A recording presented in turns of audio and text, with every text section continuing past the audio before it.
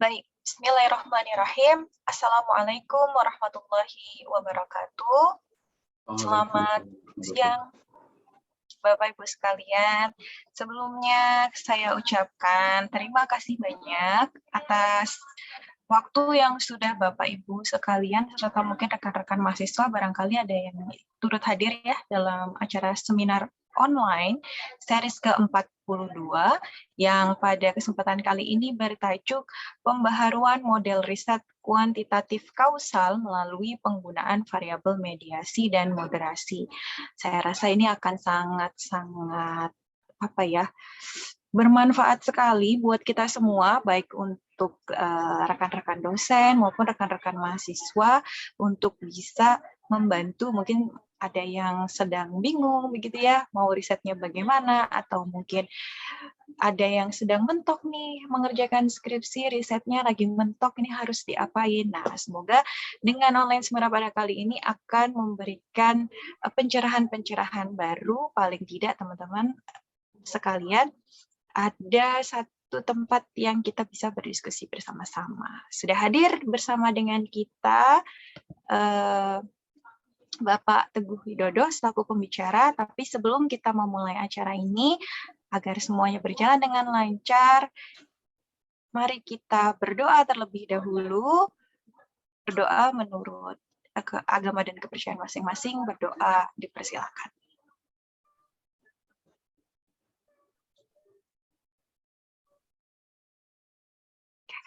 Dapat diakhiri. Baik, Bapak Ibu sekalian dan rekan-rekan mahasiswa, ini cukup banyak ya, sepertinya rekan-rekan mahasiswa yang turut bergabung karena memang materinya menarik ya, cukup menarik, terutama mahasiswa-mahasiswa yang tingkat akhir. Beberapa rekan-rekan dosen juga sudah turut bergabung, ada Ibu Rina, kemudian ada siapa lagi yang tadi saya sudah melihat ya, ada Pak Suhal juga sudah turut bergabung, dan mungkin bapak-bapak dan ibu yang lain yang akan bersama-sama pada siang hari ini mempelajari lebih lanjut tentang pembaharuan model kausal ini seperti apa. Baik Bapak Ibu, sebelum kita lanjut, kita akan menyanyikan terlebih dahulu lagu Indonesia Raya dan juga Mars Telkom University kepada Pak Irwan. Mungkin bisa dibantu untuk menampilkan videonya.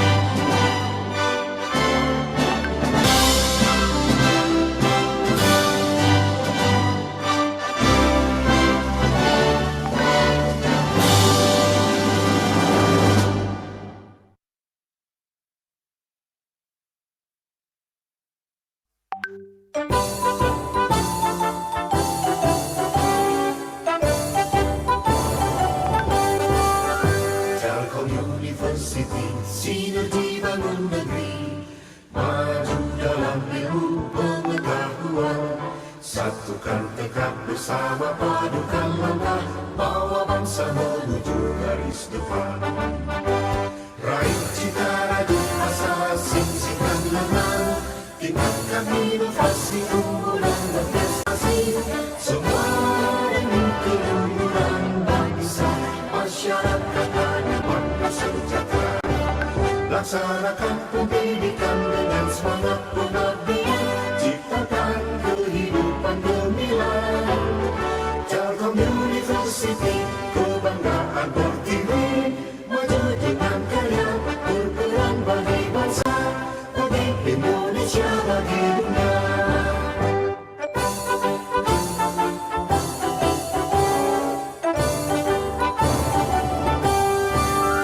Telkom University, sinergi bangun negeri, maju dalam ilmu pengetahuan, satukan tekad bersama, padukan langkah, bawa bangsa menuju garis depan.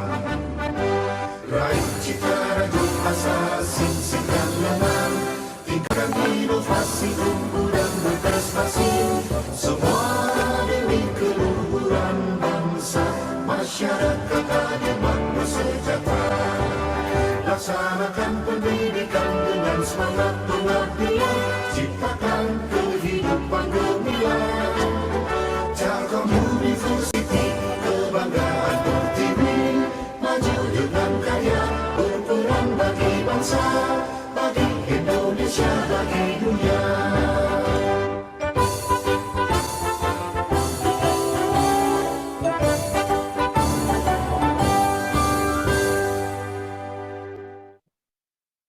Baik, hatur nuhun Pak Irwan dan rekan-rekan sekalian sudah menyanyikan lagu Indonesia Raya dan juga Mars Telkom University bersama-sama. Sebelumnya kita akan mencoba untuk meng-capture terlebih dahulu momen online seminar series ke-42 pada siang hari ini. Jadi mohon kesediaannya untuk membuka kamera terlebih dahulu. Rekan-rekan sekalian, Bapak, Ibu, dan juga rekan-rekan mahasiswa, mohon kesediaannya sejenak untuk membuka kameranya. Kita akan melakukan sesi foto bersama terlebih dahulu. Baik. Pak Irwan, bisa dibantu Pak Irwan untuk meng-capture momennya?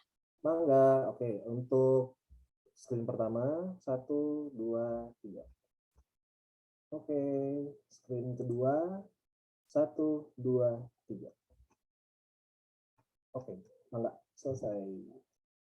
Siap, Alhamdulillah, hatur nuhun Bapak, Ibu, dan rekan-rekan sekalian. Baik, tanpa berpanjang-panjang, saya akan langsung memperkenalkan pembicara kita yang akan berbagi ilmu kepada kita semua pada siang hari ini.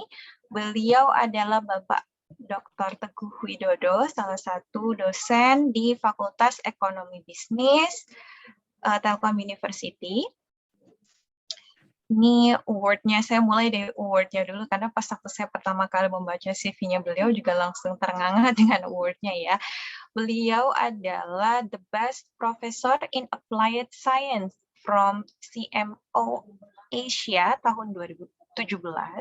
Kemudian beliau adalah lulusan terbaik Undip tahun 2012, jadi ini award-nya dari Rektor Undip.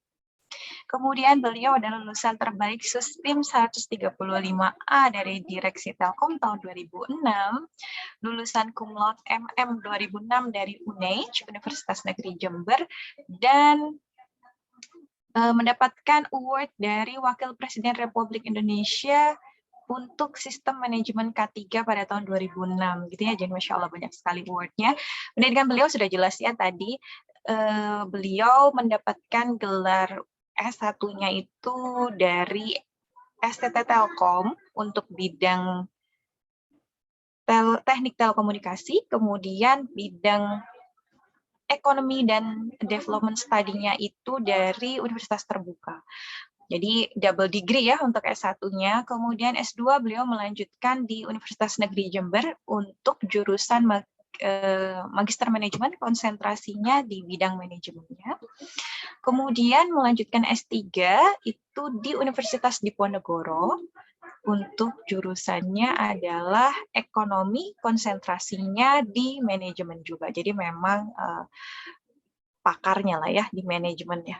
dari S2 dan S3-nya juga di manajemen, S1-nya juga beliau ada background di ekonomi dan mungkin konsentrasinya juga di manajemen.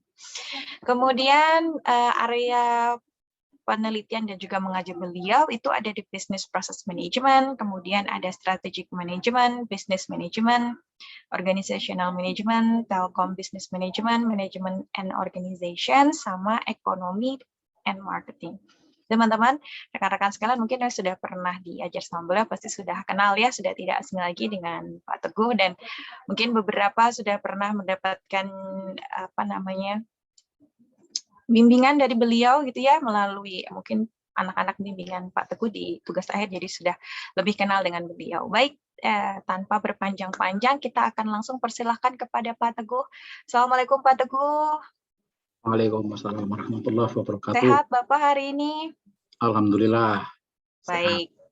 Silakan Pak, langsung saja Pak sharing ilmunya pada siang hari ini. Baik. Assalamualaikum warahmatullahi wabarakatuh. Bismillahirrahmanirrahim. Saya merasa sangat bahagia hari ini karena bisa berbagi apa yang saya ketahui, dan saya merasa terhormat ya, karena di antara peserta adalah rekan-rekan saya yang sudah juga sangat matang ya, sangat mumpuni bidangnya. Ada Dr. Riza, ada Dr.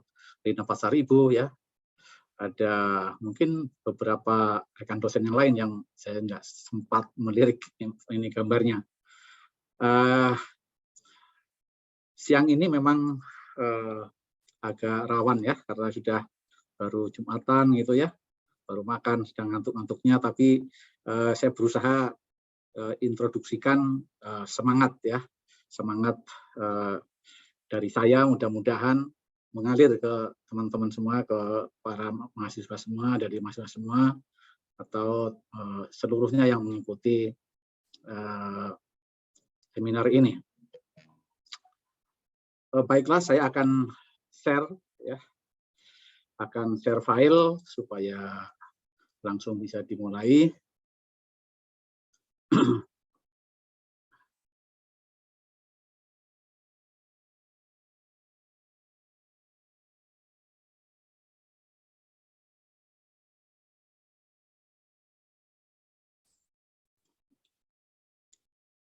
Kelihatan ya, sudah tampil ya, dan saya akan mencoba sudah Pak, posisi yang paling enak saya ngomongnya di sini.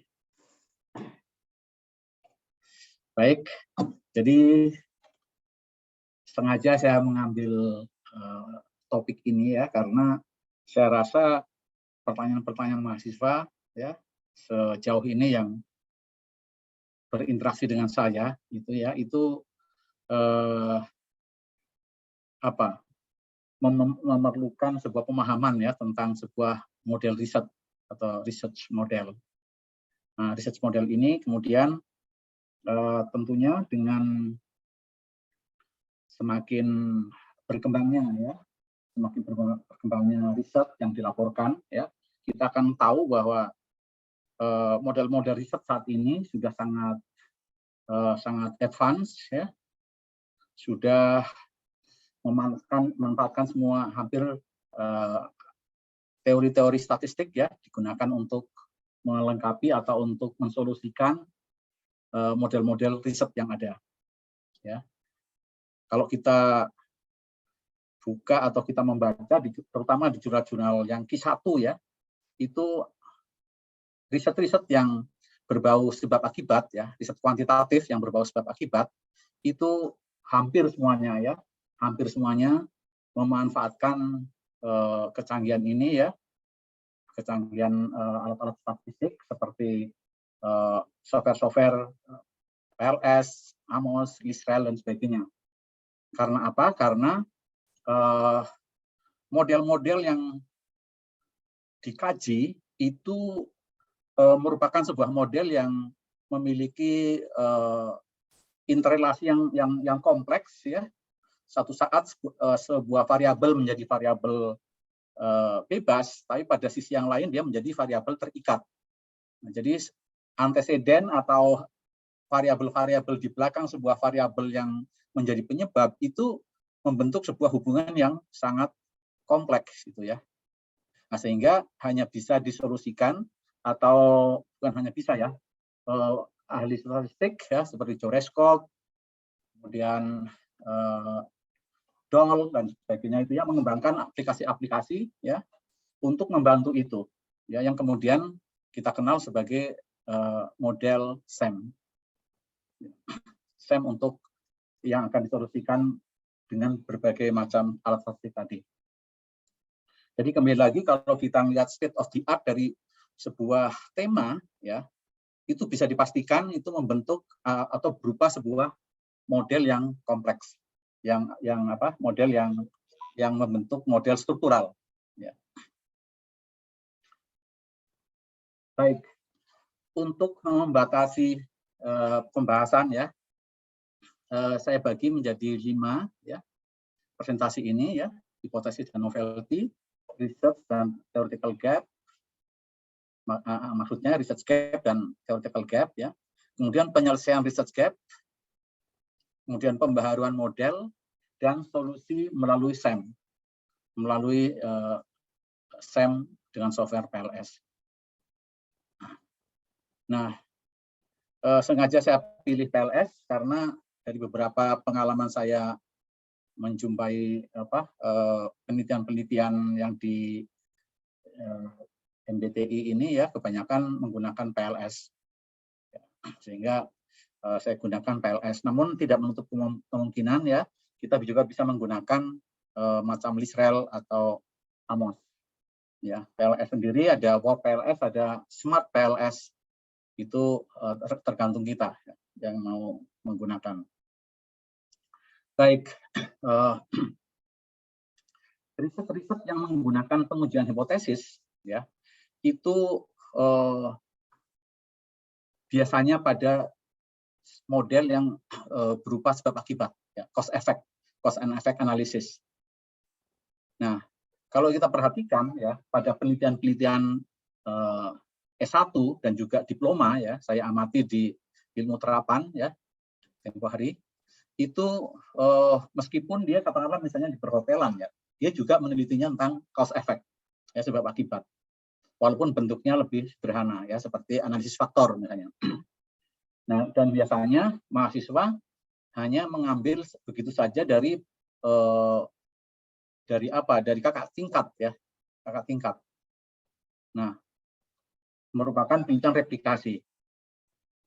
Nah, padahal sama-sama replikasi ya, saya sangat menganjurkan kepada mahasiswa agar langsung replikasi pada jurnal internasional yang terindeks Scopus S1 Q1.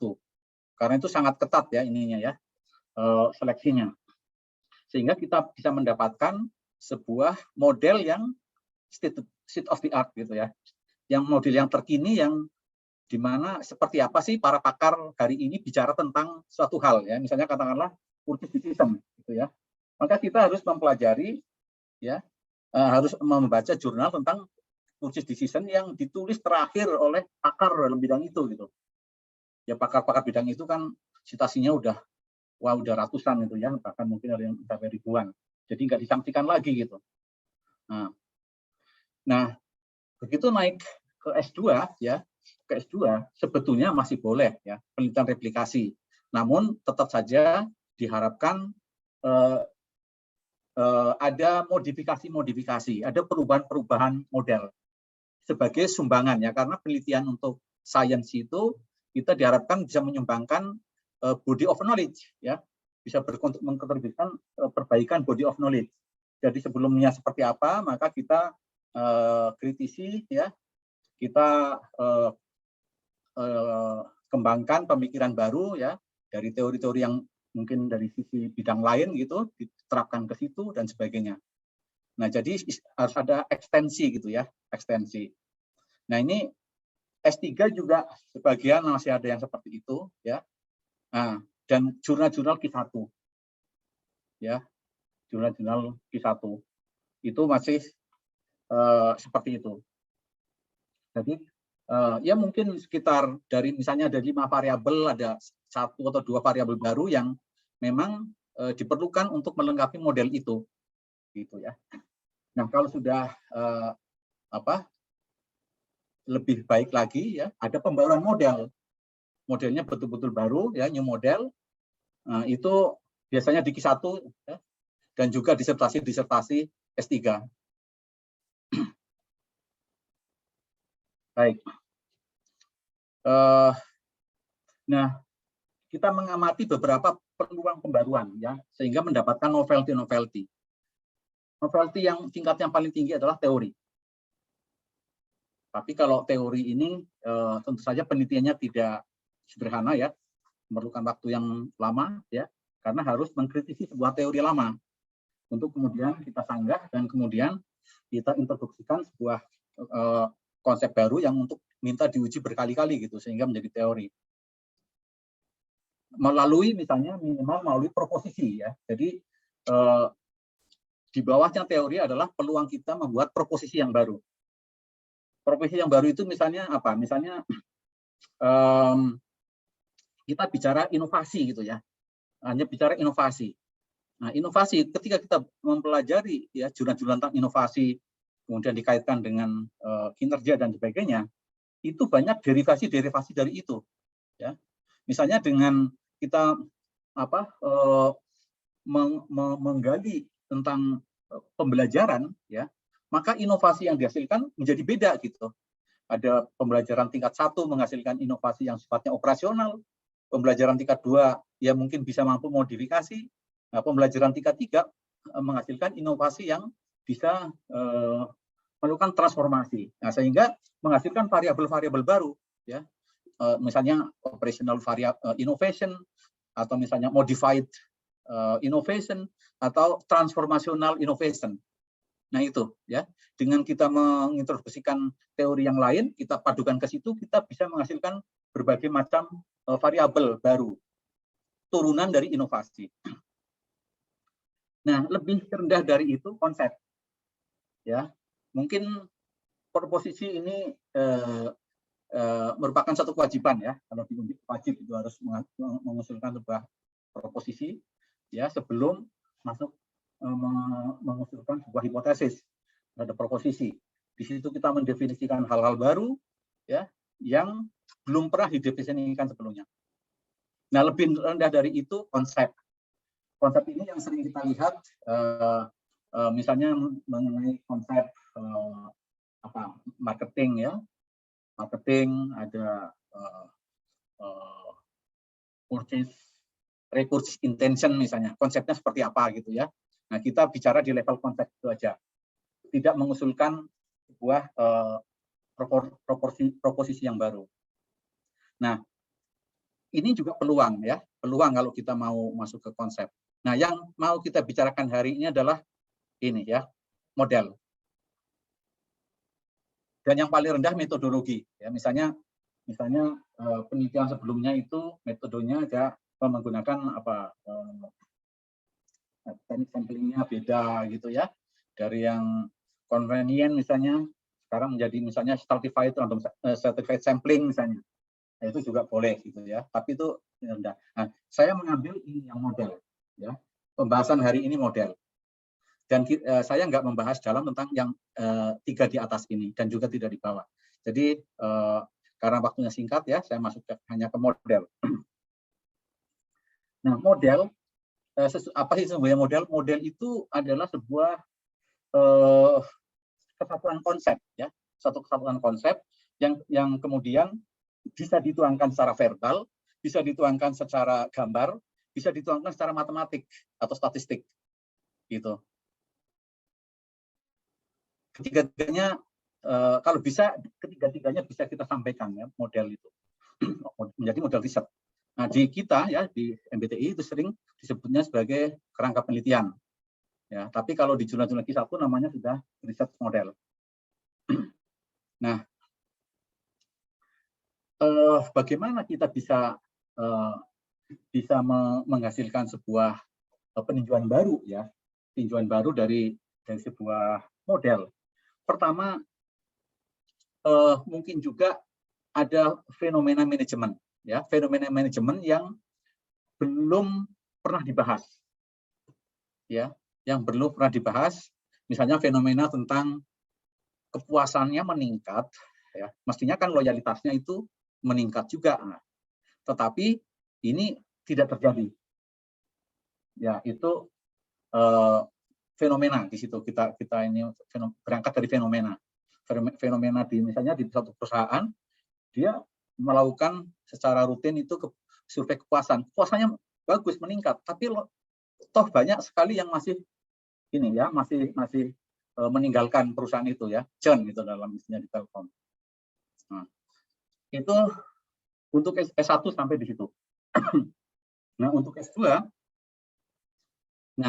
S2 untuk mendapatkan peluang baru untuk kita meneliti ya, kita harus menggali masalah dari riset-riset sebelumnya gitu ya, riset-riset sebelumnya. Nah, di situ kita melihat kontroversi antar penulis. Ya, misalnya hubungan antar 2 variabel atau 3 variabel. Ya. Nah, di situ terjadi sebuah gap ya antar penulis. Nah, itu juga bisa kita explore ya sebagai alasan mengapa kita perlu meneliti gitu ya, meneliti karena adanya gap itu. Boleh juga masih mengambil fenomena manajemen seperti pengolahan tadi ya untuk S2. Jadi boleh fenomena manajemen, boleh mengambil research gap ya. Saya berkali menguji di S2 ya, dan juga terutama menguji ya, hampir nggak menemukan yang berangkat dari sini. Semua masih berangkatnya masih seperti ini gitu ya, masih fenomena di perusahaan gitu ya. Sepertinya kita mau melakukan riset kualitatif jadinya gitu, ingin memecahkan sebuah hal persoalan di situ gitu. Padahal kalau misalnya kita di riset-riset yang menguji model, nah itu perbedaannya di situ ya. Jadi setelah model itu lahir ya melalui pengujian serangkaian hipotesis menghasilkan model itu ingin kita ujikan di objek gitu. Nah, kita mungkin kebanyakan justru mulai dari fenomena di perusahaan gitu. Sehingga sering kalau kita mengevaluasi satu ya riset problem sering ya agak susah mahasiswa menemukan riset problem di situ. Nah, kalau di S3 ya mungkin theoretical gap ya, tapi ini jarang sekali ya. Kemudian masih ada research gap dan juga dari fenomena bisnis. Nah, jadi yang kita bahas ini ya, kita meneliti berangkat dari research gap untuk seminar ini. Nah, bagaimana kita mengenali adanya research gap? Ya, kita harus mereview literatur, gitu. Mereview literatur sehingga ada kewajiban bagi mahasiswa untuk mereview jurnal. Ya, jadi literatur memang banyak ya, boleh proceeding ya, atau bacaan scientific seperti misalnya Harvard Business Review, gitu ya, tesis atau disertasi. Dan yang paling baik direkomendasikan adalah jurnal. Dan saya sendiri sedikit demi sedikit minta mahasiswa jangan menyandarkan dari buku ya, untuk mereview sebuah konsep ya, tapi dari jurnal. Karena tadi jurnal itu selalu diperbarui ya, bagaimana hari ini pakar tentang bidang itu bicara dan melaporkannya di dalam jurnal, tidak ada di dalam buku gitu. Kalau kita lihat ya seminggu aja sudah berubah lagi gitu.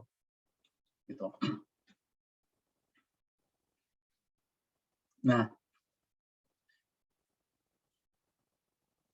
jadi bagaimana mengidentifikasi masalahnya? Ya, yang pertama tadi ya, karena tadi sudah kita instruksikan tentang teori, konsep, ya, kemudian hasil penelitian, ya, kemudian defisiensi proses dan perbedaan metodologi. Ini adalah sumber-sumber permasalahan yang bisa kita angkat, ya, untuk menghasilkan sebuah riset yang nanti bentuknya ke dalam perubahan model. Nah, untuk siang hari ini ya saya hanya akan fokus pada kontroversi hasil. Jadi kontroversi hasil antar penelitian. Ya, makanya untuk S2 ya minimal 20 jurnal internasional yang harus ini. Ya. Sama-sama misalnya tentang apa? Tentang e-commerce misalnya ya, tentang word of mouth gitu ya. Itu dengan keyword itu kita harus menghasilkan, harus memiliki sejumlah sumber dari penulis, dari pakar yang berbeda-beda ya, tapi semua ada di jurnal Q1 gitu. Sehingga kita bisa melihat adanya kontroversi hasil ya, kontroversi hasil penelitiannya gitu. Nah, dari situ baru menjadi alasan kita untuk meneliti berikutnya untuk menjelaskan kenapa kontroversi itu terjadi. Sehingga kita bisa mengkontribusi di situ, mungkin menyumbangkan beberapa variabel atau mungkin sekedar indikator yang digunakan gitu, untuk menjelaskan kenapa itu berbeda. Dan dengan cara seperti itu, maka body of knowledge itu berkembang terus gitu, berkembang gitu. Nah, jadi peluang-peluang gap itu ada di mana-mana ya, mungkin di metodologi, di proses ya, di konsistensi ya, konsistensi hasil, mungkin di konsep dan mungkin di teori. Nah, sebagai contoh misalnya ya, bagaimana sih cara mengembangkan sebuah research gap, cara mengidentifikasi research gap. Sebetulnya tidak terlalu sulit ya. Tadi itu dengan sebuah keyword, asal kita mengambilnya dari jurnal yang Q1 tadi ya, kita akan banyak mendapatkan hasil-hasil penelitian sebelumnya. Misalnya di sini ya, hubungan antara pembelajaran organisasional terhadap keunggulan bersaing misalnya. Wah, itu antar ahli, ini kan ahli-ahli semua nih. Blatgover, Nonaka, Praharat, ini orang-orang yang sudah sangat ini gitu. Itu hasil penelitiannya itu tidak semua persis sama gitu. Ya. Misalnya Blatgover itu hasil temuannya itu bahwa pembelajaran organisasi tidak signifikan mempengaruhi keunggulan bersaing gitu. Padahal Nonaka misalnya menyatakan bahwa kapasitas pembelajaran itu sebagai sumber keunggulan bersaing berkelanjutan. Bagaimana kok? Nah, ini namanya gap antar penelitian. Nah, kita lihat lagi penulis yang lain. Mungkin hasil Prahalat ini ya, atas objeknya berbeda atau bagaimana gitu ya, dia melaporkan bahwa pembelajaran organisasi itu merupakan sebuah konsep dinamik yang mempengaruhi keunggulan bersaing. Nah, jadi mereka melihat dari organisasi dinamik, ya, dari tinjauan organisasi dinamik untuk melihat hubungannya dengan keunggulan bersaing. Sementara mungkin yang lain ya, seperti Prahalat ini, dia melihatnya hanya dari pembelajaran yang klasikal itu, pembelajaran yang terprogram formal gitu. Nah, padahal yang dimaksud oleh Prahalat itu pembelajaran organisasi itu adalah pembelajaran yang bukan hanya pembelajaran formal di kelas gitu. Nah, di situ kita melihat ada kontroversi antar peneliti. Kita lihat lagi, misalnya hubungan tentang pengaruh pembelajaran organisasi dengan keinovatifan organisasional. Nah, ini juga banyak kontroversi. Nah, singkatnya, kontroversi-kontroversi ini menjadi bahan kita untuk menyatakannya ini sebagai gap, dan kita menutup gap itu melalui penelitian kita untuk menjelaskan kenapa ya penelitian si A menjadi begini, B begini. Nah, maka kita sarankan nanti untuk penelitian kita misalnya sama-sama pembelajaran organisasional, tapi yang dimaksud adalah pembelajaran yang sifatnya misalnya ya triple loop learning misalnya seperti itu. Itu baru akan menghasilkan keunggulan bersaing. Begitu. Baik. Jadi setelah kita memahami tadi ya modal kita atau research problem yang akan kita kembangkan ya, kemudian kita ingin menutupnya dengan melakukan pembaruan. Nah, di sini akan saya sampaikan pembaruan model dan hipotesis. Sebetulnya hipotesis dulu ya, baru menjadi model gitu ya. Tapi yang di sini maksud pembaruan ini adalah hubungan antar dua ini saja gitu ya, dua variabel. Nah, jadi sebagai solusi terhadap adanya research gap ya, kembangkan konstruk atau variabel menjadi variabel yang lebih spesifik. Seperti tadi ya, keinovatifan. Nah, ini koinovatifan yang mana gitu. Karena koinovatifan kan besar banget gitu ya. Nah, misalnya keinovatifan yang sifatnya transformasional. Sehingga nama variabel tidak hanya satu kata gitu. Misalnya menjadi transformative learning organization, misalnya seperti itu. Atau transformative innovation atau proactive innovation, misalnya seperti itu. Nah, tentu saja dari bacaan harus didukung bacaan-bacaan lain. Tapi kembangan konstruk atau variabel menjadi variabel yang lebih spesifik. Kemudian penguatan hubungan kausal yang ada, ya, itu bisa dilakukan dengan ini, memasukkan variabel intervening atau mediasi atau mediation atau interfacing sama, mungkin juga variabel moderasi dan variabel kombinasi itu, variabel intervening dan moderating. Ya. Nah, di sini ada catatan penting yang perlu dipahami dalam membuat solusi research gap ini. Ya, modifikasi hubungan kausal dengan sendirinya menghasilkan proposisi baru, hipotesis baru. Ya, kemudian hipotesis baru, model penelitian yang baru juga. Gitu. Kemudian variabel dan hubungan kausal yang akan dikaji hendaknya dirujuk dari jurnal yang berreputasi, dari jurnal internasional yang berreputasi. Ya. Yang ketiga, pemilihan variabel baru hendaknya mengacu pada teori, grand theory dan middle range theory. Jadi ada strata teori ya. Yang paling tinggi itu grand theory, di bawahnya itu middle range theory. Misalnya teori tentang motivasi kerja misalnya. Nah, itu grand theory-nya itu middle range theory misalnya tentang di bawahnya motivasi kerja itu achievement misalnya ya, tentang achievement dan seterusnya. Masuknya variabel baru dalam model perlu dilengkapi dengan keterkaitannya dengan variabel lain. Ya, baik anteseden yaitu yang di belakangnya dan konsekuensinya yang di depannya. Gitu. Oke, jadi kalau disingkat ya, adanya permasalahan berupa research gap ya menjadi peluang bagi pembaharuan model. Nah, pembaharuan model ini ya ada 3 gitu. Yang pertama adalah pendekatan derivasi. Pendekatan derivasi menyatakan bahwa kalau hubungan 2 variabel, sebab akibat 2 variabel ternyata terjadi kontroversi, coba diturunkan variabel turunannya, ya, dicari variabel turunannya. Mungkin di variabel turunan itulah yang bisa menjelaskan tentang hubungan itu. Gitu. Jadi dengan derivasi dari konsep yang sudah mapan maupun yang konsep yang baru. Nah, ini tidak saya bahas yang ini ya, yang pendekatan derivasi ini, karena kita akan fokus pada pendekatan mediasi dan pendekatan moderasi yang nantinya akan kita solusikan melalui melalui aplikasi tadi. Nah, pendekatan mediasi juga gitu, dengan konsep mediasi yang mapan dan konsep mediasi yang baru.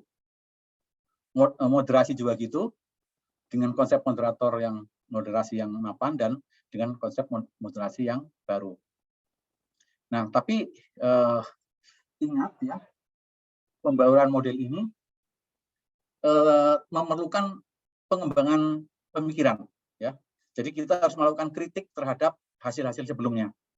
Jadi bukan sekedar membaca kemudian menyalin ya, tapi melakukan satu review, kritik gitu. Misalnya ya, hubungan sebelumnya itu memang dinyatakan signifikan, tapi sangat tipis dan itu sangat rentan untuk apabila dicobakan di objek lain, misalnya seperti itu. Yang kedua, dalam ranah teori manakah konsep yang akan kita munculkan untuk memberikan justifikasi.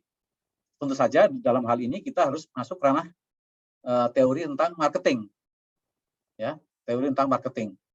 Jangan kita mengambil konsep dari teori di luar kita, ya, sebab pisau analisisnya menjadi tumpul nanti. Yang ketiga, dengan basis teori apakah konsep ini akan kita luncurkan. Kemudian sintesis teori harus mengakar pada teori tertentu. Cara yang mudah adalah identifikasi research gap, penelitian sebelumnya, dan gunakan logika kausalitas, ya logika sebab akibat, untuk mencari sebab akibat antar dua variabel.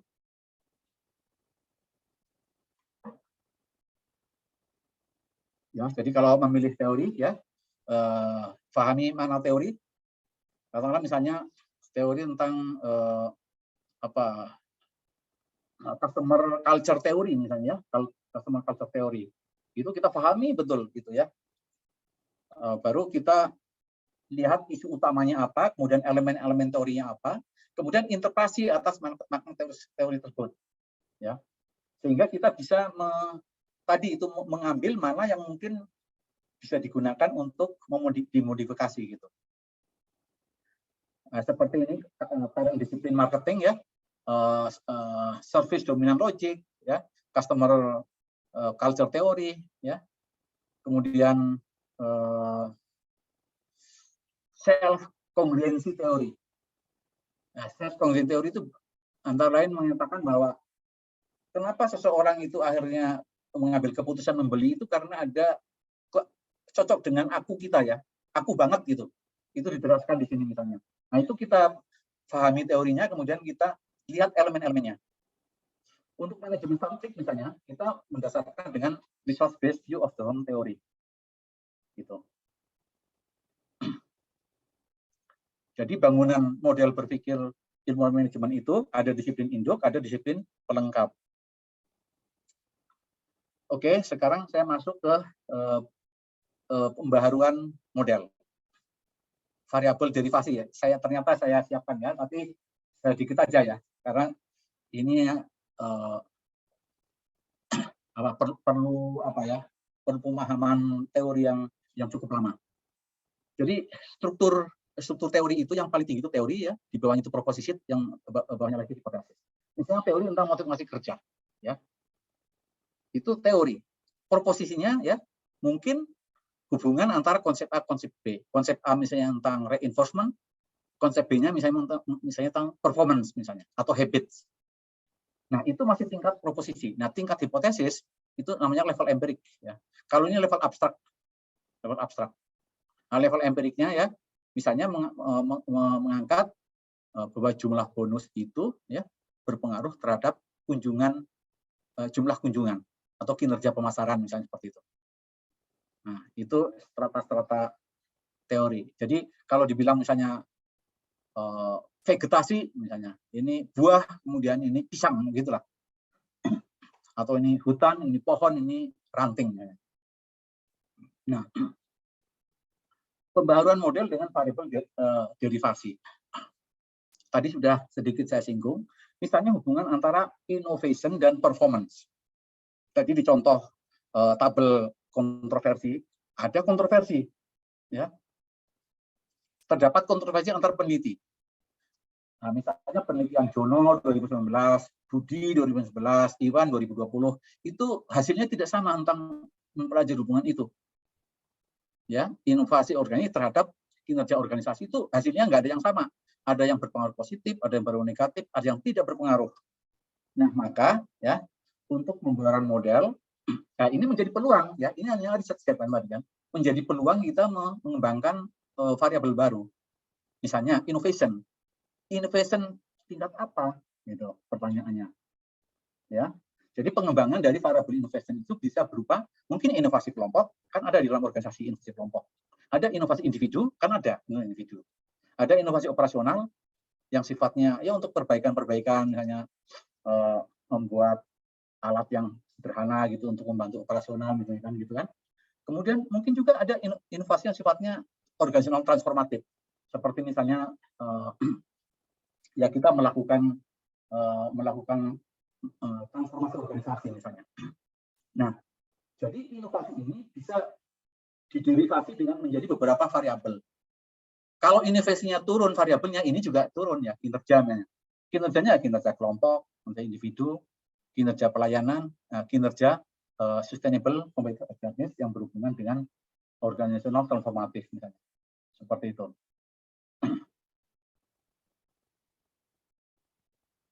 Contoh lain contoh lain ya. Kontroversi antar peneliti tentang motivasi karyawan terhadap kinerja karyawan. Ada yang positif, ada yang negatif, ada yang tidak seperti tadi. Nah, maka untuk memodifikasinya, ya, motivasi seperti apa? Nah, perlu ada pertanyaan itu. Inilah yang saya maksud dengan mengkritisi, ya, mengkritisi. Kinerja karyawan, kinerja yang mana? Kinerja kan banyak, gitu. Nah, mungkin, ya, kita mengusulkan sebuah hubungan baru, ya, turunan dari ini. Motivasi kerja, misalnya di sini adalah kebutuhan untuk achievement, ya, pencapaian. Jadi ada dalam aspek motivasi kerja itu di dalamnya adalah need for achievement. Dan kinerja karyawan, ya, mungkin kinerja karyawan kan banyak, lebih spesifik lagi lah, misalnya sales performance. Nah, sehingga hipotesis barunya adalah need for achievement berpengaruh terhadap sales performance, atau semakin tinggi kebutuhan untuk pencapaian, maka semakin tinggi kinerja penjualan. Gitu. Nah, bisa juga karena tinjauan literatur kita itu, ya, misalnya tentang mutu pelayanan, ya, mutu pelayanan dari Johnson, dari Thomson, ada yang di Surabaya, di China, US. Nah, membandingkan yang kita baca dengan pendapat dan hasil penelitian ilmuwan lain yang juga kita baca, gitu. Kita bandingkan. Nah, kemudian dikombinasikan dengan pandangan kita untuk akhirnya menyimpulkan dan untuk menghasilkan hipotesis. Contohnya misalnya ini elemen mutu pelayanan. Mutu pelayanan atau quality of service kan kita sudah tahu, ya, ada aspek komponennya, elemen-elemennya itu ada tera misalnya, ya, atau rater, gitu, ya. Nah, tapi sementara ini kita belum ke situ, ya.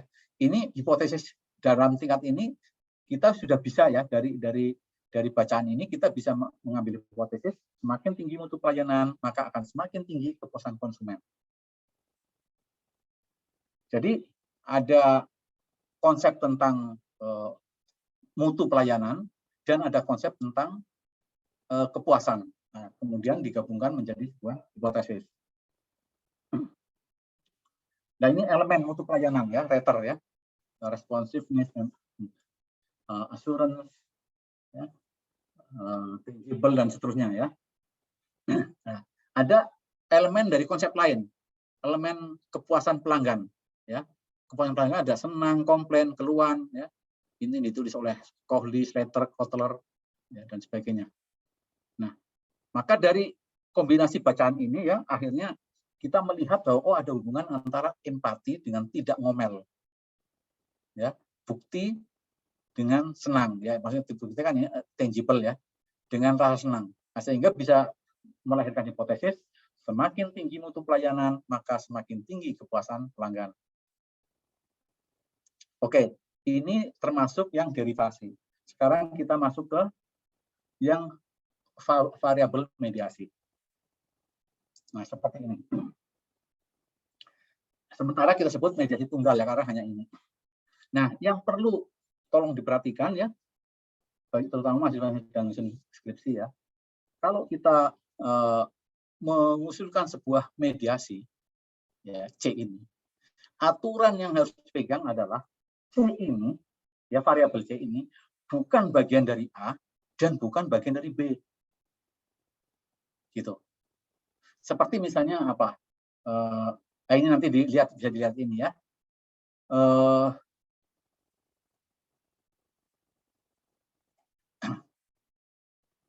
Innovation, ya, tadi dihipotesiskan berpengaruh pada performance. Nah, kemudian kita melihat bahwa bisa saja ini berpengaruh langsung, tapi, ya, innovation itu, ya, minimal pertama-tama itu mempengaruhi kebutuhan untuk pencapaian. Jadi semakin tinggi inovasinya, maka kebutuhan untuk pencapaian itu semakin tinggi, gitu. Nah, baru kebutuhan untuk pencapaian itu pada akhirnya akan meningkatkan kinerja. Tapi kita lihat bahwa NFA ini, need for achievement ini, bukan bagian daripada inovasi dan bukan daripada bagian dari kinerja. Nah, di sini berarti NFA memediasi pengaruh innovation terhadap performance. Jadi tadinya dasar ilmunya adalah dua variabel ini, kemudian kita apabila terjadi kontroversi, nah coba dimasukkan variabel baru, tetapi dengan ketentuan atau kaidah seperti tadi. Oke, misalnya antara perceived quality dan switching cost, ya di teori marketing, ya memang betul bahwa penelitian sebelumnya juga banyak yang menyatakan bahwa ada hubungan antara perceived quality dan switching cost, tapi tidak seragam dalam hasil, gitu. Ada yang kuat, ada yang lemah, ada yang mungkin tidak berpengaruh, mungkin positif, mungkin negatif, gitu. Nah, maka kita melihat gap itu ya untuk kita isi, kita jelaskan. Nah, mungkin kita tutup dengan trust. Artinya sebelum menghasilkan switching cost, perceived quality itu harus terlebih dahulu menghasilkan trust dari pelanggan atau pembeli. Gitu. Nah, sehingga trust ini kita sebut sebagai mediating variable. Oke, ini masih tunggal ya. Nah, bisa saja dikembangkan yang lainnya, ya, multiple mediation model. Nah, karena ada teori bahwa citra perusahaan di mata konsumen itu meningkatkan ini ya, meningkatkan rasa eman, meningkatkan kebanggaan ya, meningkatkan kebanggaan. Citra misalnya citra Telkom ya udah bagus gitu ya. Itu begitu kita berlangganan produk Telkom, saya merasa bangga. Nah, setelah kita merasa bangga, lama-lama kita merasa eman untuk lepas dari PT Telkom, gitu, untuk lepas berlangganan dari PT Telkom. Nah, sehingga konsep ini ya melahirkan sebuah variabel mediasi yang baru yaitu image. Nah, sehingga di sini ada dua variabel mediasi yaitu trust dan image. Dan masing-masing tentu harus kita uji ya. Kita uji apa benar konsep yang kita ajukan ini gitu. Nah, kita uji dengan data-data empirik ya, dengan survei dan sebagainya sehingga kita nanti bisa simpulkan apa benar ini berpengaruh ya.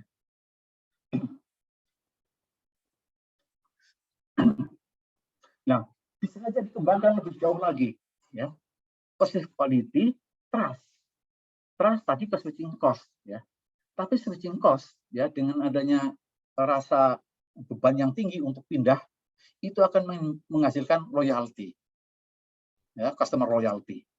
Maka di sini kita melihat ya ada mediasi berganda yang bertahap ya.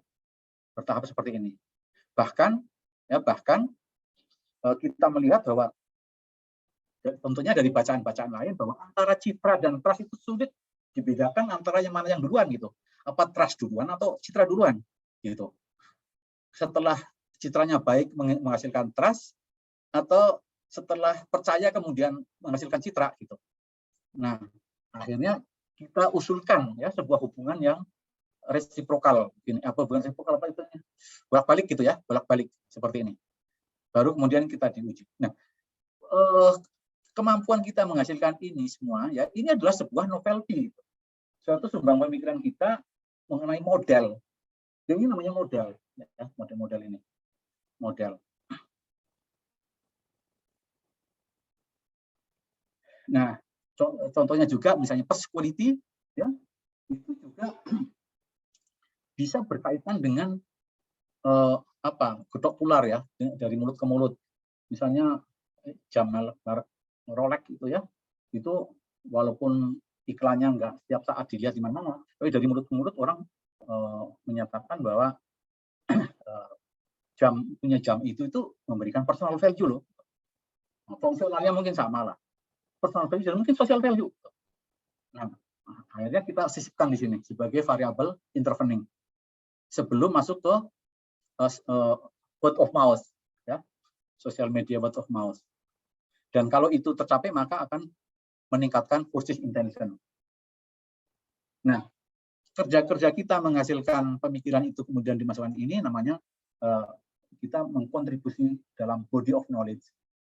Dan kalau ini kita publikasikan, maka kita memberikan sebuah state of the art tentang bagaimana purchase intention yang melibatkan variabel-variabel ini.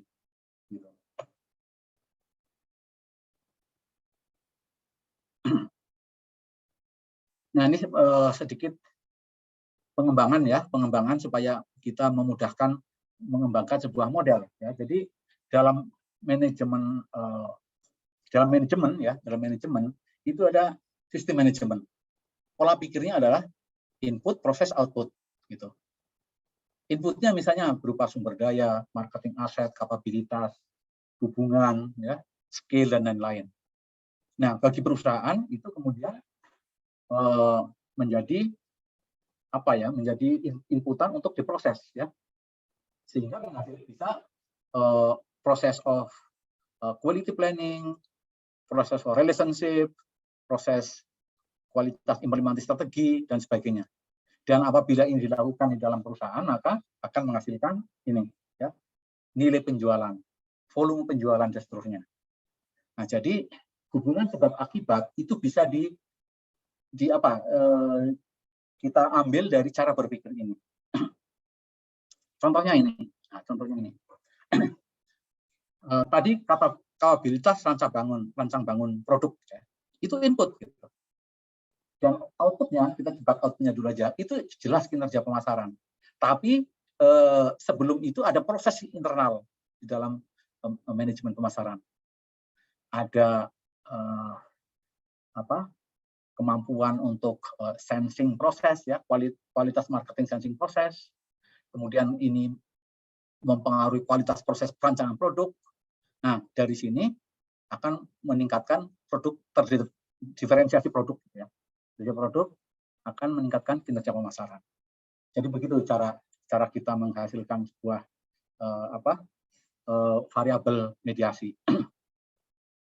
Ini juga customer care development program, itu input. Outputnya misalnya pertumbuhan jangka panjang, ya, penjualan terus menerus gitu ya, dipakai terus menerus gitu. Nah, kira-kira di antara ini tuh apa proses dalam? Nah, misalnya manajemen quality of service, ya, penanganan quality of service yang akan meningkatkan quality of customer care. Nah, sehingga program pengembangan customer care itu akan mempengaruhi quality of customer care dan meningkatkan kesetiaan pelanggan, pada akhirnya meningkatkan pertumbuhan jangka panjang. Gitu. Satu lagi sama, ya. Nah, itu mediasi. Nah, sekarang bagaimana moderasi? Ya, cara berpikirnya sama. Pertama, kontroversi, ya, antara pengaruh A dan B. Banyak nanti contoh-contoh di belakangnya, ya. Antara A dan B terjadi kontroversi dan kita ingin menjelaskan, ya, dan ingin berkontribusi. Maka kita berpikir bahwa pengaruh antara A dan B itu mungkin tergantung pada lingkungan. Nah, lingkungan itu diwujudkan dalam variabel moderasi. Ya. Nah, karena sehingga bisa di sini tulis variabel moderasi itu harus uncontrollable. Jadi di luar kontrol kita gitu. Tapi lingkungan gitu. Seperti misalnya pandemik gitu ya. Jual beli itu ya, kepuasan, loyalitas gitu ya. Atau marketing mix ke sales, tapi karena pandemik turun gitu. Nah, pandemik itu di luar kontrol kita, sehingga mungkin itu jadi diangkat sebagai moderasi. Nah, seperti tadi, C ini tidak boleh menjadi bagian dari variabel yang diteliti, A atau B, nggak boleh. Gitu. Bukan variabel independen, ya, bukan juga variabel independen. Jadi ketentuannya 3 ini. Nah, berdasarkan ketentuan ini, ya, kita lihat misalnya inovasi terhadap kinerja. Maka apa yang kira-kira bisa faktor luar, ya, yang uncontrollable, yang mungkin mempengaruhi efektivitas inovasi, mempengaruhi kinerja. Nah, kemungkinan variabel moderasi di sini adalah kompetisi, musim, bonus, apalagi gender misalnya, atau pendidikan, ya, pendidikan bisa mempengaruhi. Ya, jadi kompetensi dapat dijadikan variabel independen karena controllable bagi salesman. Oke. Nah, ini contoh klasik untuk menjelaskan moderasi. Hampir semua orang setuju, gitu ya. bahwa inteligensi, ya, semakin tinggi inteligensi seorang, maka berpotensi menghasilkan keberhasilan akademik yang tinggi. Tapi banyak loh mahasiswa yang nggak seperti, yang inteligensinya tinggi tapi IPK-nya rendah gitu. Nah, maka ada penelitian yang akhirnya menyimpulkan bahwa ada faktor lingkungan lain, ya, yang mempengaruhi ini, kedua sebab akibat ini. Misalnya adalah kemampuan berinteraksi antara mahasiswa dan dosen. Ya, jadi inteligensi yang tinggi saja tidak dengan sendirinya ya menghasilkan sebuah prestasi akademik atau keberhasilan akademik berupa IPK. Karena sangat mungkin dipengaruhi oleh pengaruh ini ya, dimoderasi oleh kemampuan berinteraksi antara mahasiswa dan dosen. Nah, gitu. Nah, sehingga ini melahirkan sebuah variabel moderasi. Dan ini sebuah kebaruan ya dari model pengaruh inteligensi dan keberhasilan akademik. Ya, ini misalnya inteligensinya diukur dari kemampuan berlogika, kemampuan penalaran, ya. Kemudian keberhasilan akademik mungkin hanya satunya IPK ya. Kalau kemampuan berinteraksi mungkin ramah, ya, keramah tamahan, kemudian kedekatan dengan dosen dan sebagainya. Nah, ini kemudian kita bisa olah nanti dengan dicari datanya, kemudian diolah sehingga kita bisa menyimpulkan apakah betul kemampuan berinteraksi ini memoderasi pengaruh inteligensi terhadap keberhasilan akademik. Nah, ini penelitian terbaru ya setelah ya COVID ya, banyak sekali yang karena COVID itu kan tadi ya faktor eksternal ya, uncontrollable, sehingga banyak yang tertarik untuk memasukkan sebagai moderasi. Gitu. Contohnya misalnya ini ya, perceived effectiveness of e-commerce platform ya, itu kan dipersepsi oleh pengguna ya, itu akan meningkatkan atau mempengaruhi manfaat ekonomik, dan manfaat ekonomik akan mempengaruhi konsumsi yang berkesinambungan, sustainable consumption. Nah, tapi pengaruh-pengaruh ini itu menjadi beda ketika lingkungan luar berubah. Misalnya ketakutan terhadap pandemik. Ya, ketakutan pada pandemik. Nah, sehingga ketakutan pada pandemik ini oleh penelitinya siapa nih ya? Saya lupa masukkan. Itu dimasukkan sebagai moderasi. Jadi ini ciri-ciri moderasi itu manahnya itu dipanah di garis ya, bukan langsung ke ini. Ini moderasi. Nah, sehingga di sini dia menyuguhkan dua variabel tambahan. H1 dan H2. Jadi pengaruh ini terhadap ini juga dipengaruhi oleh ini, bukan? Iya, dipengaruhi, dimoderasi oleh ketakutan pandemik, demikian juga dari sini ke sini. Nah, yang di atas juga sama, ya. Perencanaan strategik formal itu memang mempengaruhi kinerja organisasi, tetapi lingkungan luar juga ikut berperan, seperti turbulensi, struktur organisasi, ukuran organisasi, ukuran perusahaan dan sebagainya. Oke, nah ini penelitian yang sudah dipublikasikan ya. Pengaruh orientasi pasar ya, orientasi pasar terhadap kinerja pemasaran. Ya, nah ini sudah dikombinasi. Pertama, dimediasi oleh product innovation. Jadi pengaruh ini terhadap ini ya, kita lihat dari hipotesis 4, 5, 6 ini menuju ke sini. Itu pengaruh langsung. Tetapi ada juga loh pengaruh yang tidak langsung, yaitu melalui product innovation. Jadi orientasi pasar ini, jadi orientasi pasar itu ada 3 ya teorinya ya. Orientasi bersaing, orientasi customer service, dan koordinasi internal. Itu teori umumnya begitu. Teori umumnya begitu.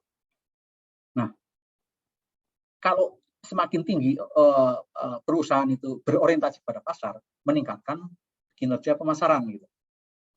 Nah, tapi penelitian sebelumnya berargumen ya bahwa ini bisa saja nggak langsung ya, yaitu tapi melalui inovasi produk.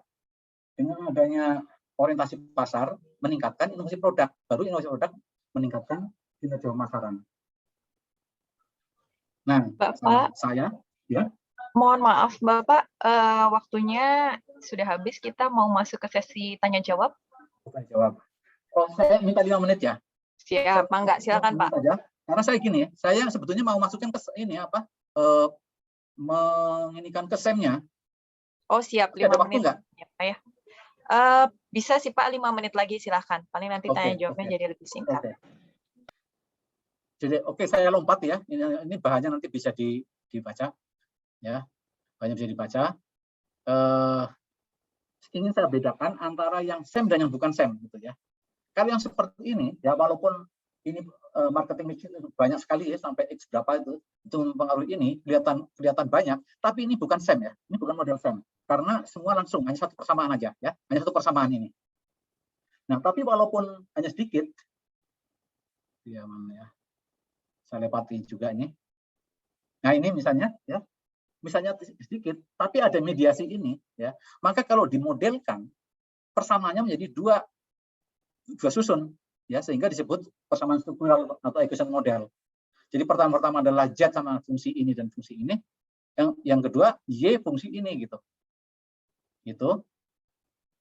Nah, itu mediasi. Moderasi juga begitu gitu. Moderasi kita harus bisa mengubahnya ya. Misalnya pengaruh X terhadap Y ya, dimoderasi oleh W dan Z. Maka kita harus mengubah diagram ini menjadi diagram statistik ya. Yang pertama X-nya ada sendiri, kemudian W-nya ada sendiri, Z-nya sendiri. Yang berikutnya adalah interaksi antara W dan X, Z dan X. Sehingga muncul di sini diagram statistiknya itu XW dan XZ. Nah, selanjutnya persamaan ini menjadi persamaan regresi linear tunggal. Nah, tapi terus banyak sekali model ya. Seperti model ini ya. Dan yang terakhir, nah ini saya sebetulnya sudah saya rencanakan begini ya, untuk bagaimana mengolah SEM-nya gitu ya, mengolah dengan PLS-nya. Tapi kalau nanti waktunya nggak cukup, bagi yang tertarik boleh menghubungi secara di luar waktu ini gitu. Ini sudah saya siapkan sebetulnya. Contohnya ini saya akhirnya ini ya, berapa macam hasil olahan mediasi dan moderasi ya, sehingga kita mengkontribusikan berbagai macam pembaharuan model gitu. Dan yang terakhir mungkin, nah ini masih ada lagi. Nah ini ya, model-model ini ya. Jadi kombinasi antara TITC itu transformative IT capability ya. Itu karena ada teori bahwa IT itu berperan sebagai enabler tapi juga driver gitu. Nah, sehingga dari dasar teori ini kita gunakan bahwa ini ya, transformative organization learning itu mempengaruhi strategic intellectual capital, tapi dimoderasi oleh ini. Dan juga pengaruh ini ke sini ya, dimoderasi oleh ini. Walaupun dia sendiri dipengaruhi oleh tol yang secara langsung. Ini juga langsung sana. Nah, dari sini kemudian kalau diolah ya, diolah tadi hasilnya mana?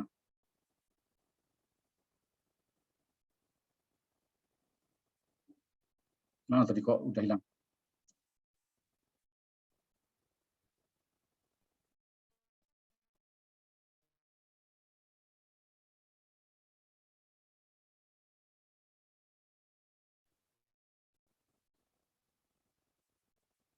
Ya, ini. Ya.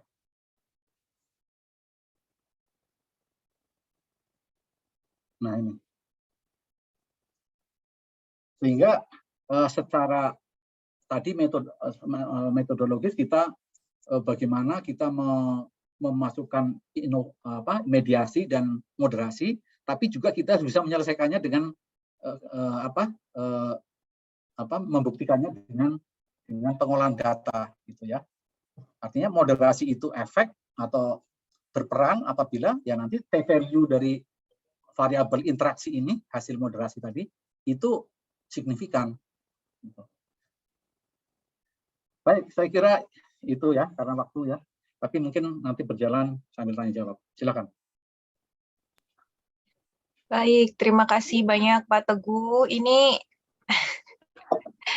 saya pengen banget dapat materinya jadinya Pak, karena sangat detail, sudah teknisnya pun ada begitu ya, bagaimana caranya bahkan sampai nanti lihatnya gimana dan sebagainya ada. Jadi ini saya boleh minta duluan nanti Pak? Oh salah ya. Silakan. Baik teman-teman sekalian, teman-teman mahasiswa dan juga rekan-rekan Bapak Ibu dosen, mangga silahkan jika ada yang mau ditanyakan.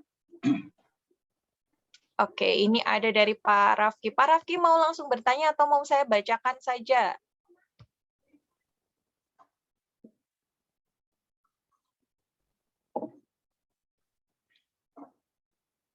Langsung itu aja Bu pertanyaannya. Oh, baik-baik. Ini Pak Rafki itu menyampaikan bahwa materinya sangat bagus sekali. Ini ada apresiasi dari Pak Rafki ya Pak ya. Kemudian beliau ingin bertanya, kalau model penelitiannya sangat kompleks seperti yang terakhir tadi ditampilkan, kan menurut saya cukup kompleks ya Pak ya. Jadi dia ke sana, panahnya balik lagi gitu ya. Sampai dengan belasan variabel mungkin, tapi tidak menggunakan Lisrel, Amos, atau PLS, itu kan seperti memotong pohon dengan menggunakan pisau. Nah, alasannya apa Pak tidak menggunakan SEM? Alasan tidak menggunakan SEM? Menggunakan SEM? Ya, pertanyaannya begitu. Oh, mungkin ini ya, mungkin alasan menggunakan SEM itu ya. Mungkin alasan menggunakan SEM. Jadi, kalau nanti keliru penafsiran saya, tolong diperbaiki. Tolong nanti disusunin lagi. Jadi kenapa harus SEM? Ya, karena model yang ada, ya itu kalau diekspresikan, ya dalam persamaan statistik maupun matematik, itu tidak cukup dengan satu persamaan, melainkan memerlukan lebih dari satu persamaan tergantung kompleksitasnya. Nah, sehingga dalam sebuah gambar seperti ini itu menghasilkan persamaan, model persamaan atau equation model dua gitu, berstruktur begini. Nah, ini disebut pemodelan ya persamaan struktural. Nah, mungkin dikaitkannya dengan software. Software SPSS tidak mampu menyelesaikan ini sampai dengan SPSS yang versi 23. Tapi setelah SPSS 23 ya sudah di-patching dengan apa namanya proses ya dari Hayes itu bisa gitu, sudah bisa. Sayangnya di situ terbatas hanya variabel-variabel yang bisa diukur langsung. Variabel laten tidak bisa. Variabel laten memerlukan perubahan ya, harus diubahnya menjadi menjadi indikator tunggal. Gitu, yang di SPSS. Jadi SPSS sudah di-patching dengan program SEM, tapi untuk kebutuhan yang datanya data numerik, ya data numerik, bukan data ordinal, gitu. Oke. Kalau ini Bapak berarti menggunakan apa Pak? Beberapa contoh tadi. PLS, Smart PLS 332. Oh, Smart PLS. Ya, 329. Oke, jadi memang menggunakan Smart PLS itu karena di SPSS tidak memungkinkan ya Pak ya? Iya. Tidak bisa menangani lah ya untuk model yang sekompleks seperti yang ditampilkan. Nah, kalau saya sebenarnya mau bertanya tuh gini Pak, ketika kita membangun model nih Pak ceritanya, itu kan kita mencoba untuk mengkaji beberapa literatur. Tadi kan menurut Bapak ada beberapa celah mungkin yang bisa kita isi begitu ya.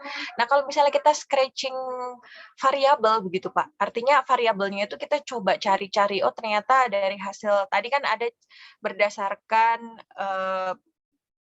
kalau yang saya temukan itu kasus saya bukan perbedaan hasil sih Pak, hasil mungkin sama, tapi ada yang dia itu variabelnya 3, ada yang kemudian variabelnya 4, ada yang variabelnya 5, ada yang variabelnya cuma 2. Nah, kalau pada akhirnya kita coba menggabungkan itu gitu ya, variabel yang tidak diuji di yang lain itu coba kita uji gitu ya.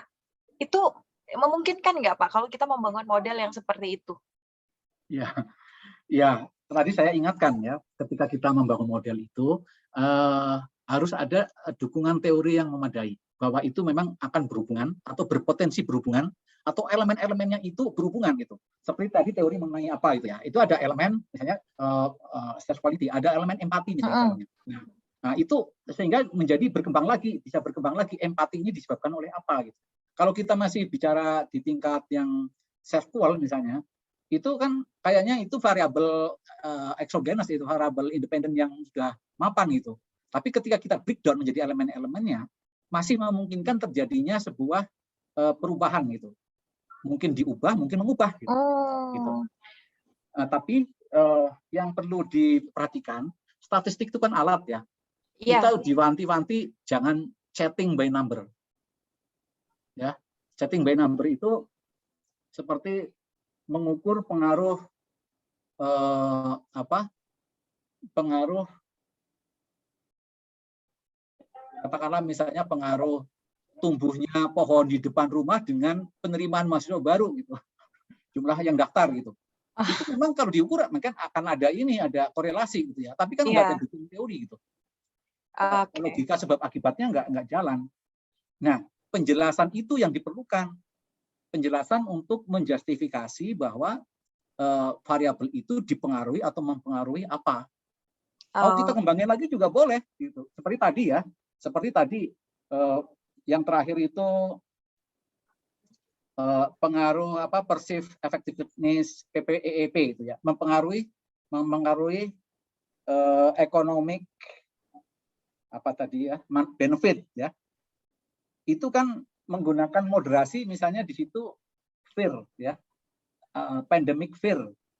Nah, bisa kita kritisi, bisa kita ini. Loh, kalau hanya ketakutan itu mungkin nggak mempengaruhi, tapi yang lebih tajam mempengaruhi adalah tentang misalnya kecemasan atau panic buying. Nah, itu mungkin panic buying bisa kita usulkan sebagai moderasi yang baru. Nah, panic buying ini bisa kita urai lagi. Panic buying itu disebabkan oleh apa, dipengaruhi oleh apa, gitu. Oke, tapi memang ujung-ujungnya akhirnya riset tuh harus banyak membaca ya Pak ya. Karena tadi itu semua berarti kita dapatkan ketika kita mendapatkan rujukan dari literatur misalnya, atau mungkin dari fenomena tertentu misalnya yang kita dapatkan dari fakta-fakta dan data yang ada di lapangan gitu ya. Betul. Jadi makanya disebutnya kan penelusuran pustaka ya. Itu dalam rangka itu gitu. Menelusuri hasil-hasil penelitian sebelumnya, bukan menyalin bukunya Kotler. Nah, jadi supaya ada reviewnya itu berkembang itu harus nyirinya di jurnal. Bagaimana saat ini orang bicara tentang misalnya katakanlah kecemasan teknologi ya gitu misalnya kan, gimana? Oke, baik Pak, karena emang itu juga ya yang menjadi kendala. Artinya ada dua sih kalau saya personally ya Pak ya.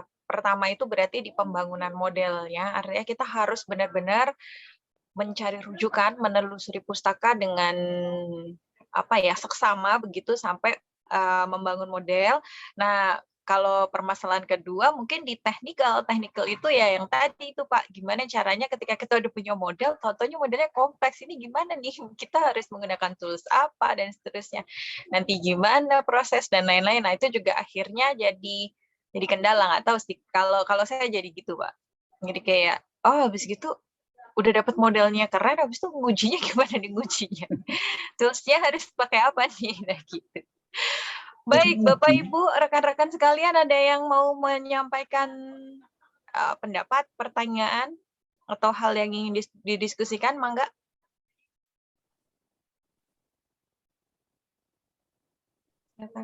Tapi ini pas tadi Bapak ada, wah itu technically ada juga nih. Jadi saya kayak, wah ini bisa ini jadi rujukan untuk mengerjakan hal-hal teknisnya. Ya, jadi karena kan harus tadi ya, kalau untuk saya kira semua kebutuhan publikasi maupun tesis disertasi atau ini kan harus membuktikan bahwa hubungan itu terbukti gitu kan. Nah, Iya. kalau kita mengambil dari jurnal internasional, ya variabel itu mereka sudah memiliki indikator yang valid dan reliable gitu. Jadi kita nggak perlu, bahkan menurut saya tidak perlu lagi face validity gitu. Paling kita menerjemahkannya salah, itu ada yang perbaiki sama pembimbing. Tapi kalau sudah mereka yang nulis setingkat misalnya Pak misalnya ya, kemudian berkali-kali muncul di sini, masa kita mau uji lagi nih ya, kan nggak lucu kan gitu kan. Oke. Indikatornya misalnya kan gitu. Siap. Tapi kalau misalnya Pak kasusnya, itu jadi saya yang banyak nanya, mohon maaf ya. Mohon maaf Pak. Pak, kalau misalnya kasusnya itu dia kan mencoba untuk membangun model yang baru ya Pak. Terus dia berarti mungkin variabel, katakanlah ada variabel bebasnya itu ada 4. Nah, 4 itu dia ambil dari 4 model rujukan yang berbeda misalnya Pak. Gitu ya. Misalnya 4 variabel bebas, 4 itu dia ambil dari, yang satu diambil dari penelitiannya Park misalnya, yang satu diambil dari penelitian yang lain, dan seterusnya. Nah, ketika dia membangun kuesionernya atau alat untuk pengambilan datanya itu, berarti kan dia merujuk dari masing-masing itu kan, Pak? Nah, ya tapi boleh kan aja, mungkin asal konteksnya itu sama gitu. Jadi misalnya katakanlah tadi itu ya, misalnya kepuasan misalnya ya. Kepuasan yang di jurnal A itu kepuasan tentang produk-produk seperti durable goods misalnya kan. Ya nggak bisa kita gunakan untuk kepuasan yang untuk misalnya pelayanan, apalagi satisfaction misalnya. Kan nggak bisa gitu. Jadi level-level dari itu harus level-level tadi derivasi tadi ya, harus nyambung. Iya. Kita mau bicara vegetasi, ya jangan bicara buah gitu. Kalau sama-sama tingkat vegetasi, ya sudah kita bisa menyampaikan misalnya tentang hutan apa gitu. Antar hutan yang kita bicarakan. Jangan hutan tiba-tiba dibandingkan dengan buah mangga gitu, yang nggak cocok gitu. Sama-sama kualitas misalnya, gitu. Iya. Berarti tetap harus memperhatikan tadi apa ya, derivasinya harus juga sesuai. Karena kan suka gitu Pak kadang-kadang ya, ngambil dari mana gitu ya, tiba-tiba langsung digabungkan, padahal mungkin penelitian yang diambil itu kurang relevan dengan apa yang akan dilakukan misalnya. Artinya mungkin perlu dicari lagi yang lebih relevan kali ya Pak ya, kalau kasusnya seperti itu. Ya, saya sarankan ya untuk mahasiswa S1 ikutin bagaimana mereka mengembangkan hipotesis. Masih mending daripada hanya menggambar langsung jadi model karena setiap menarik garis seperti ini itu biasanya memerlukan 2 atau 3 paragraf gitu untuk bisa menjelaskannya, dan setiap paragraf itu mungkin ada 2-3 kali citasi gitu. Nah, kalau tiba-tiba kita ngambil begitu aja langsung dihadirkan di situ, terus dari mana justifikasi hubungan itu? Seperti misalnya ini ya, tadi udah saya singgung dikit ya, antara kepuasan dan loyalitas. Ternyata kan walaupun dia puas, udah belanja di, katakanlah di Jogja, di Bojong Soang itu, begitu ada Transmart, dia pindah gitu. Apa nggak puas di sini? Kenapa kok maunya jadi terus meninggalkan Bojong Soang lari ke Transmart gitu. Nah, ada teori masuk baru gitu, baru dibaca misalnya tentang theory of variety seeking behavior. Jadi tabiat yang orang suka, ada tabiat seseorang itu yang ingin cari variasi gitu, bukan berarti nggak puas, tapi cari variasi gitu. Nah, sehingga itu bisa disuguhkan sebagai ya kita angkat sebagai mediasi. Jadi meningkatkan ini dulu baru meningkatkan loyalitas. Jadi mungkin dijelaskannya karena ada keinginan cari variasi dari pelanggan.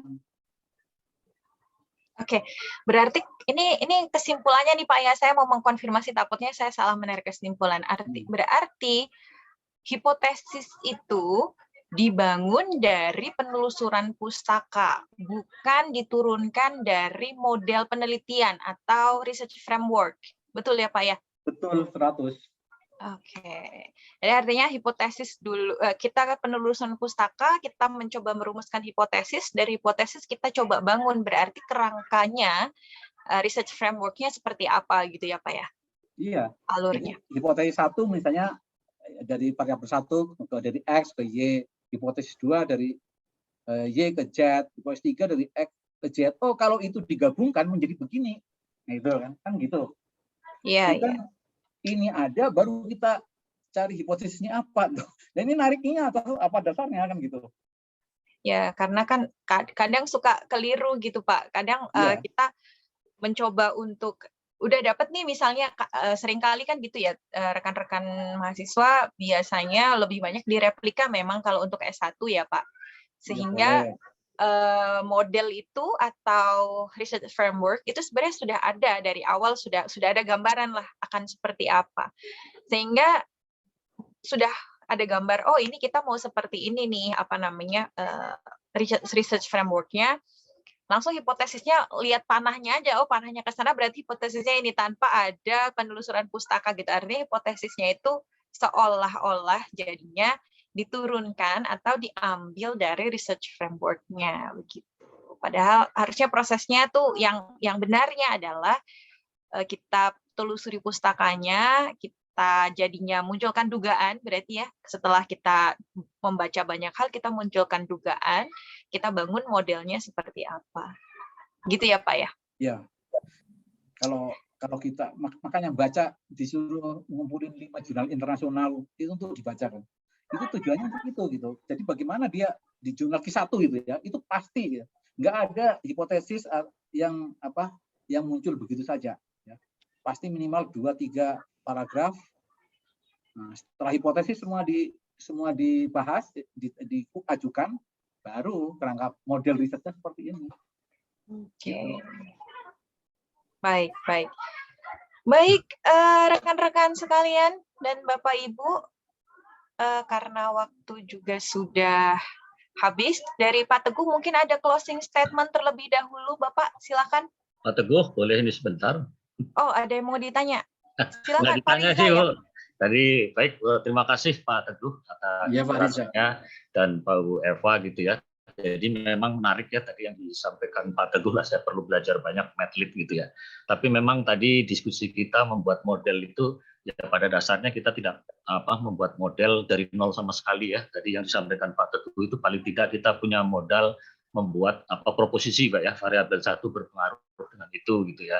Nah, terus jadi atau tadi yang disampaikan Bu Eva, replika itu begitu dipakai oleh mahasiswa itu akhirnya sebenarnya kita menguji model itu gitu ya. Tapi memang dari model-model yang ada itu menurut saya memang rawan untuk diperbarui gitu ya, karena secara statistik hubungan antar variabel itu misalnya keterkaitannya atau keterpengaruhannya 0, sekian gitu ya, berarti ada 0, sekian itu yang mempengaruhi tempat lain gitu. Satu itu. Dan yang kedua, kemudian model-model yang terjadi itu biasanya mereka melakukan risetnya di industri yang berbeda. Nah, makanya kalau di doktoral itu selalu ada pertanyaan, apakah model Anda bisa digeneralisasi? Nah, ini jawaban yang berat gitu, walaupun jawaban klasiknya yang penting karakteristik industrinya sama, yang penting intensitasnya sama gitu. Padahal itu menerjemahkannya juga susah gitu ya. Nah, jadi artinya memang model itu sendiri pada dasarnya kalau disebut modelnya tepat itu ya untuk industri itu, apalagi untuk responden itu. Begitu kita melakukan riset di industri yang lain, nah itu sudah sangat rawan gitu, satu industri berpotensi untuk berubah gitu ya. Bisa jadi garis-garis yang untuk industri yang ini, begitu kita lakukan riset di industri yang beda, karena pengaruhnya kecil, kita bisa tuh mencoret bahwa itu tidak ada hubungan gitu. Karena tadi yang disampaikan Pak Teguh itu ada variabel A terhadap B, berpengaruh positif, berpengaruh negatif, terus sama kali tidak berpengaruh. Saya kira itu secara empiris saya bisa nangkepnya begitu Pak Teguh. Nah, jadi memang pada dasarnya membuat model itu ya kita perlu imajinasi gitu ya, pengertian imajinasi juga pastinya kita saya ingin melihat kinerja perusahaan dari aspek ini. Nah, setelah begitu dari aspek sini, nah kita gali jurnal-jurnal yang terkait dengan itu, baru kita buat, padahal kinerja bisnis atau segala macam sangat luas gitu. Mungkin ada pencerahan lagi Pak Teguh. Ya.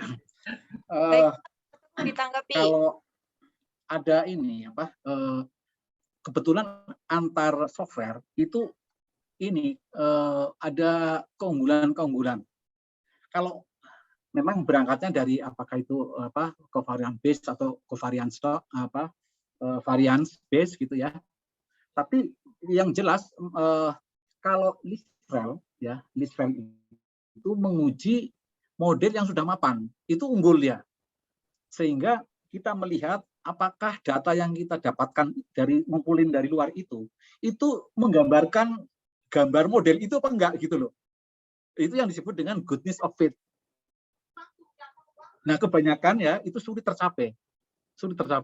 Kecuali kalau misalnya datanya itu diperbanyak sampai 1000, tapi ada aspek lain nanti yang kurang gitu. Nah, sedangkan kalau di PLS ya, PLS memang ini menurut teori awalnya, ini kan bukan untuk menguji teori yang mapan, tapi untuk membangun teori baru gitu.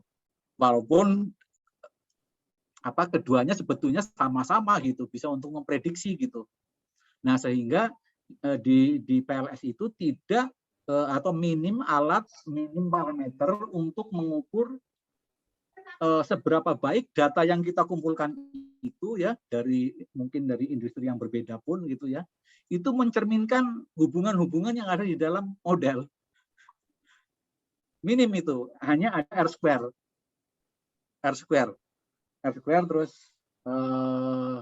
GOV ya, mengeluarkan GOV, tapi GOV-nya ini GOV gabungan gitu, enggak seperti Lisrel. Nah, tentang yang R square tadi ya, yang tadi disinggung apa Pak Riza ya sebetulnya itu bukan kekuatan pengaruh ya. Kalau R square itu kemampuan menjelaskan ya, bahasa aslinya itu explanatory parameter power faktor. Jadi faktor kemampuan untuk menjelaskan gitu. Nah, kalau data yang responden yang kita ambil itu bisa representatif ya, model itu bisa berlaku general, bisa digeneralisasi sebetulnya. Cuma kan yang jadi masalah level of atau unit penelitiannya kan beda-beda gitu, dan tidak representatif. Misalnya hanya convenient, siapa yang bisa dihubungi bisa, itu jelas nggak menjamin bahwa itu bisa bisa digeneralisasi di tempat lain. Tapi kalau penelitian yang sifatnya sampelnya itu representatif, misalnya stratified sampling ya, atau probability gitu, semua diambil probabilitasnya punya kesempatan yang sama, nah itu lebih bisa mengungkapkan atau bisa untuk digeneralisasi. Menurut saya gitu Pak Riza.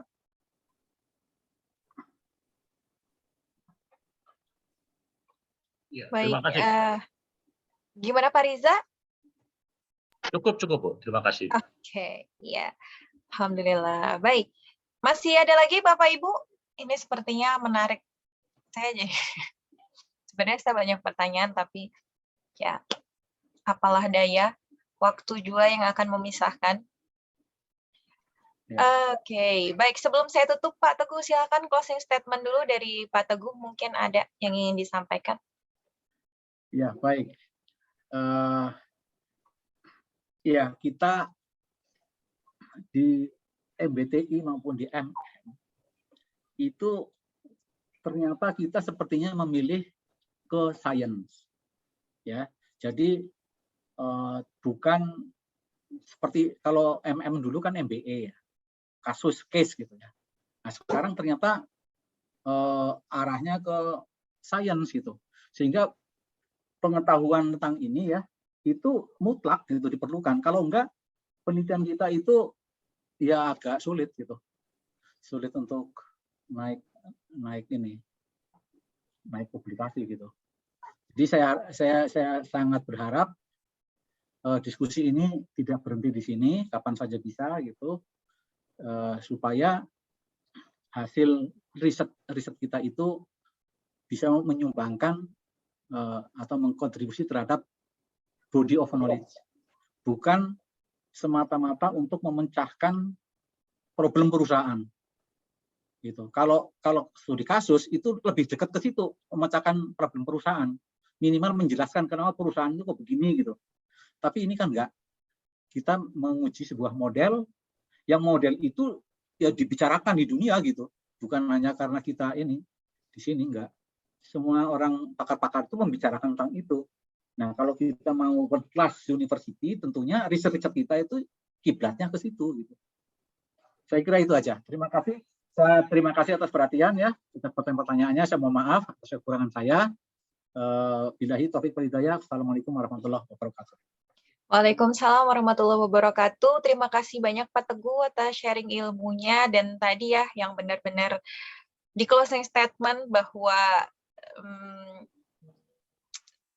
saya nggak tahu yang lain menangkap bagaimana, tapi yang saya tangkap, dunia menunggu kontribusi besar dari kita semua untuk bisa memberikan hasil-hasil riset begitu ya, yang akan membangun body of knowledge dari pengetahuan itu sendiri, sehingga ya kita juga akan punya positioning gitu ya di dunia, bukan hanya sekedar jargon, bukan hanya sekedar nama, tapi tell you menjadi world class university itu benar-benar akan mewujud dalam penelitian misalnya setidaknya. Begitu kira-kira.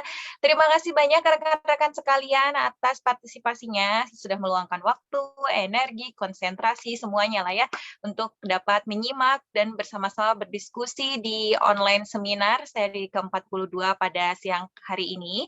Jangan lupa untuk mengisi feedback, karena nanti feedback itu kan mengisikan email materi dan juga sertifikat akan kami kirimkan melalui email yang sudah diisikan pada saat mengisi form feedback. Terima kasih banyak, sampai bertemu di online seminar berikutnya. Terus pantau kegiatan-kegiatan FEB, seminar-seminar yang akan diadakan, insya Allah akan banyak hal-hal atau seminar-seminar yang akan di-sharing dan insightful, jadi teman-teman jangan sampai terlewat. Sampai bertemu lagi, saya mohon maaf jika ada salah-salah kata. Assalamualaikum warahmatullahi wabarakatuh. Waalaikumsalam warahmatullahi wabarakatuh.